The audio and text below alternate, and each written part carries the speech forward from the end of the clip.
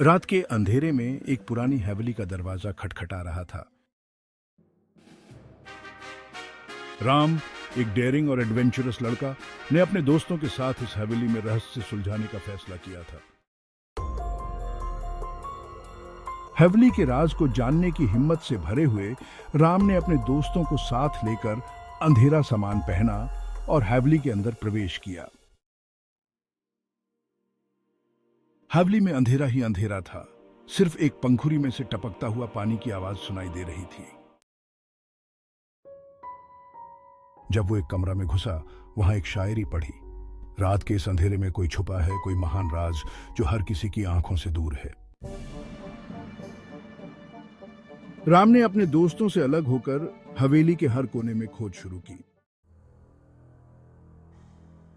कुछ देर बाद राम ने एक कमरा में एक कलाई में बंधी एक औरत को देखा। वो स्त्री का चेहरा काला था, उसकी आंखों में कुछ बुराई छुपी हुई थी। राम को डर लगने लगा, लेकिन उसने अपने आप को समझाया और उस औरत से बात करने की कोशिश की। उस औरत ने राम से कहा, मैं हूं माधवी, इस हवेली के रहस्य, मेरे भटकने की कहानी सुनो। माधवी ने राम को अपनी कहानी सुनाई। उसने कहा कि उसने एक बार इस हवेली में रहने की कोशिश की थी, लेकिन फिर से उसके भटकने की वजह से यह कमरा बन गया था उसका कैदा खाना। राम ने माधवी से पूछा, क्या मैं आपकी मदद कर सकता हूं? माधवी ने कहा, तुम्हें मेरे साथ इस हवेली से बाहर ले जाना होगा। मेरे भटकने का राज जो है वो इस हवेली के अंदर छुपा है। राम ने तैयारी शुरू की, अपने दोस्तों को लेकर माधवी को हवेली से बाहर ले जाने की। लेकिन जब वो सब तैयार थे, वो दरवाजा खटखटा रहा था, जिसे राम और उसके दोस्तों ने अंदर आते वक्त बंद कर दिया था। राम और उसके दोस्तों ने बाहर जाने की कोशिश की, लेकिन कोई भी दरवाजा नहीं खुला।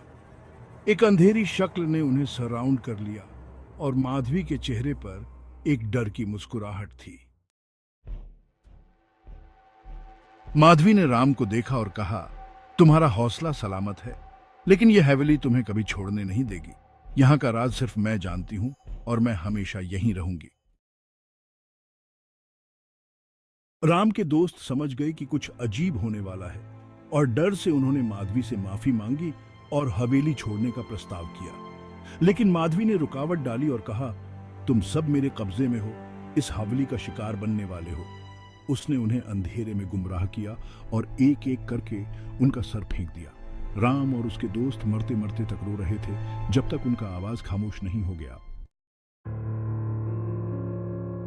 आज भी हवेली में उस राज की आवाज सुनाई देती है, राम और उसके दोस्तों की रूह में बसकर। माधवी का चेहरा अंधेरों में चमक रहा है, उसकी मुस्कुराहट उनके सपने में भी डर का अंधेरा भर रही है, और यह हवेली हर रात नए शिकार की तलाश में है, जो उस राज को सुलझाने की कोशिश करते हैं। इस रूहदार हवेली का राज अब तक किसी को समझ नहीं आया, और राम के साथ उस राज की जानी तक से ही राज रह गई।